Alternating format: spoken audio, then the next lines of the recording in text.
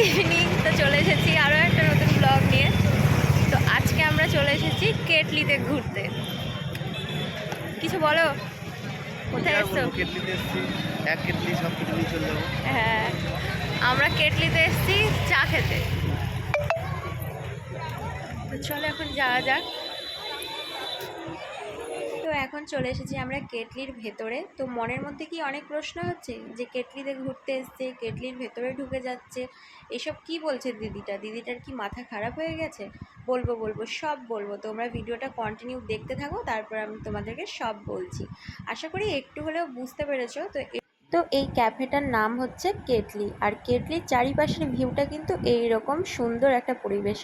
সন্ধ্যাবেলায় বরের সাথে আড্ডা দেওয়ার জন্য বা সময় কাটানোর জন্য পারফেক্ট একটা জায়গা। এখানে বসে বসে বেশ কিছু রিলস বানিয়ে নিয়েছি। তো যারা যারা আমার রিলস দেখতে চাও, ইনস্টাগ্রামে গিয়ে ফলো করো জবা মণ্ডল 98।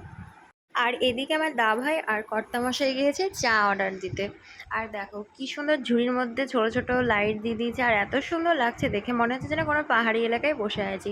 আর পুরোটাই কিন্তু বাঁশ দিয়ে তৈরি, আর বাঁশগুলো কালারের জন্য খুব সুন্দর লাগছে। তো এরপরে কিন্তু আমাদের চলে এসেছে মালাই চা, আর সাথে নিয়ে নিয়েছিলাম 1 প্লেট মোমো।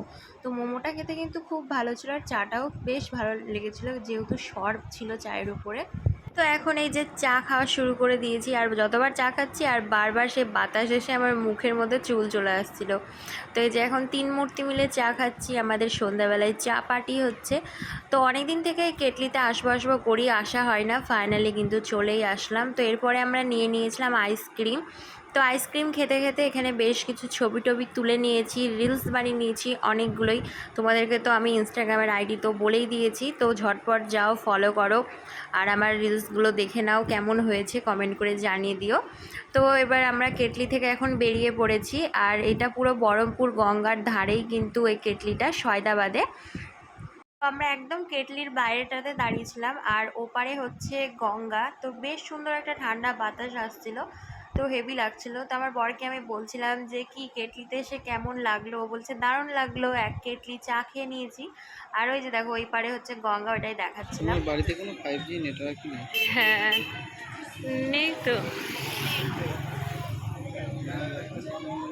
তো অনেক তো হলো ঘোরাঘুরি, এইবার বাড়ি যাওয়ার পালা। তো গলি গলি দিয়ে এখন বাড়ি চলে যাচ্ছি। তো চলো আজকে আমাদের ভিডিওটা এই পর্যন্ত। ভালো লাগলে লাইক, কমেন্ট, শেয়ার আর সাবস্ক্রাইব করে দিও। আর যারা ফেসবুক থেকে দেখছো তারা পেজটা অবশ্যই ফলো করে দিও। তো চলো খুব তাড়াতাড়ি আবার একটা নতুন ব্লগে দেখা হবে। Tata, bye, good night.